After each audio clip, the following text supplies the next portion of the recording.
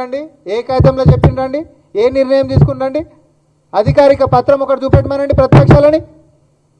Just గాలికి మాట్లాడేసేయడమే.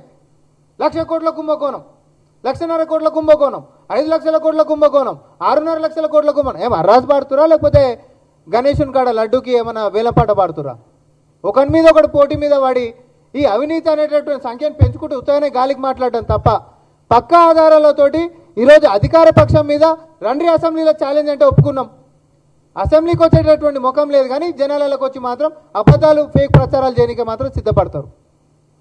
నేను మళ్ళీ కూడా చెప్తా ఉన్నా, మహాత్మా గాంధీ గారి యొక్క విగ్రహము ఈ అపార్ట్మెంట్కి సంబంధించినటువంటిది కాదు. అది ఒక జాగాలో ఉంది, ఇది ఇంకో జాగాలో ఉంది. లంగరోజు బాపుఘాట్ దగ్గర ఈ విగ్రహం యొక్క ప్రతిపాదన. ఇప్పుడు ఈ మూసీ పునరుజ్జీవం అనేటటువంటి ఫేజ్ 1లో జరుగుతున్నటువంటిది ఉస్మాన్ సాగర్, హిమాయత్ సాగర్ దగ్గర నుంచి ఈ 2 నదుల యొక్క సంగమం బాపుఘాట్ దాకా జరుగుతున్నటువంటి యొక్క బఫర్ జోన్స్ యొక్క క్లియరెన్స్తో భాగంగా ఈ అపార్ట్మెంట్ వ్యవహారం. దానికి దీనికి ఎట్లా సంబంధము అనే ఏ కాగితంతో ఉందని చెప్పి వీళ్ళు అడ్డగోలుగా మాట్లాడుతూ ఉన్నారు. సరే, వాళ్ళంటే అది కూడా ఆన్లైన్ కూడా కాదు, క్యాష్ రూపకంగా ఇచ్చేటటువంటి పైసలతో నడిచే కొంతమంది యూట్యూబ్లు ఉంటారు. పాప వాళ్ళ పొట్టగుడి కోసం నిజాన్ని అబద్ధం లెక్క, లేకపోతే కల్పితాలను కూడా నిజాలు లెక్క చిత్రీకరించేటటువంటి ప్రయత్నాలు చేస్తారు. అది వారి యొక్క పొట్టగుడి కోసం చేస్తుండొచ్చు BRS party social media, BRS party నడిపిస్తున్నటువంటి యూట్యూబర్లు కొంతమంది.